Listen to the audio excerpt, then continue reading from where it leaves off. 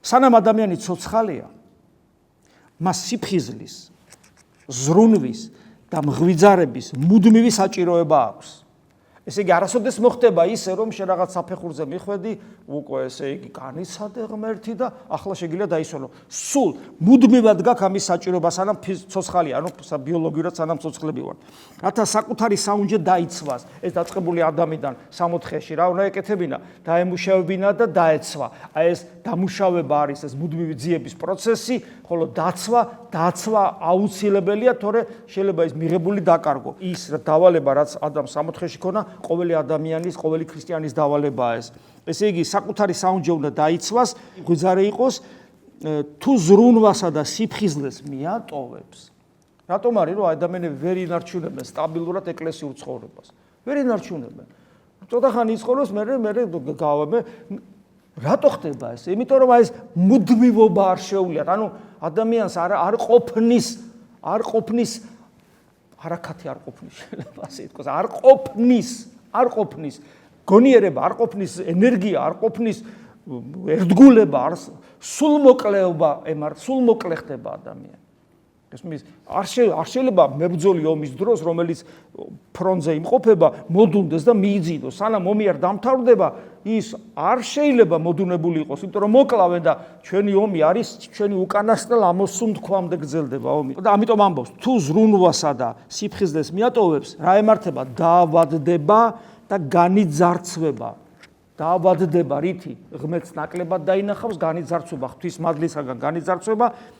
არა მხოლოდ გარკვეულ ნაყოფის გამოღებამდე უნდა ვიშრომოთ. ეგეთი ნაყოფი არ არსებობს, რომელიც იქნება ბოლო ნაყოფი ამ სამყაროში. ამას ამბობს. არა მხოლოდ გარკვეული ნაყოფის გამოღებამდე უნდა ვიშრომოთ, არამედ სულის, აი რაც მეწერან გითხარით, სულის უკანასკნელ ამოსუნთქვამდე. ადამიანი, რომელიც ასე ცხოვრობს, მას სიკვდილის როგორ შეეშინდება. ეს მისი ამოსუნთქვა, იცით რა იქნება? აი რომ ადამიანი ქრისტეს სახელით რომ სუნთქვავს იესოთი რომ სუნთქავს. ჩასუნთქვაც იესოა მისი და ამოსუნთქვაც იესოა მისი და აი იესოსთან ერთად ამოისუნთქავს და საწავა ასეთი სული თუ არა ქრისტესთან ვისი სახელითაც ისუნთქავდა. გესმით რაშია საქმე? ამიტომ სულის უკანასკნელ, არამედ სულის უკანასკნელ ამოსუნთქვამდე უნდა იშრომოს.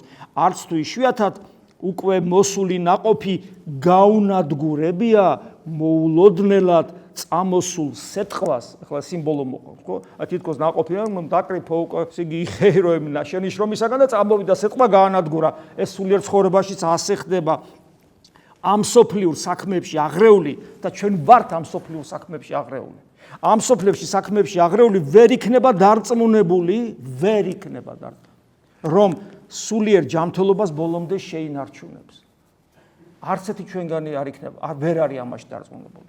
ამიტომ ეს სიფხიზლე, ღვიძარება ბოლომდე უნდა გქონდეს, შრომის უნარი უნდა ბოლომდე გქონდეს და გვახსოვდეს, რომ ჩვენ თუ ვართ ქრისტესნი, მას ჩვენ უნდა ვიცოდეთ, რომ ჩვენ ვიმყოფებით მტრულ გარემოში. აი ეს სოფელი, ამას სოფლის სული მტრული გარემოა.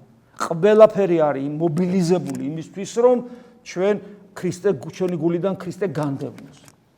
ამიტომ ჩვენი მოდუნება არაფრით არ შეიძლება. და ვინც აი ესე ცხოვრობს, როგორც ისააკასური გვეუბნება და რომელიც თანხმდრაშია პირდაპირ წმინდა წერილთან, რა თქმა უნდა, წეღანას მიხვდით ამას, ის კი არ იღლება სინამდვილეში. და ის უბედური კი არ ხდება, არამედ ის ბედნიერობს ამ შრომით და ბრძოლით, იმიტომ რომ ამ შრომას და ბრძოლას მოაქვს ტკბილი ღმერთის განცდა ადამიანის გულში. და დამტკბარია ასეთი ადამიანი ღმერთი. და ამ სიტყვებას მოაქვს სიხარული და გახარებულია ასეთი ადამიანი. უშიშარია ასეთი ადამიანი. ასეთი ადამიანი შინაგანად ანათებს. გესმით? ეს სინათლე თავად ღმერთია. და თუ ჩვენ გვინდა რომ ვიყოთ ქრისტიანები, აი ასე უნდა ვიცხოვროთ. სხვა გამოსავალი ჩვენ არ აგვაქვს და მადლობა ღმერთს ამისა.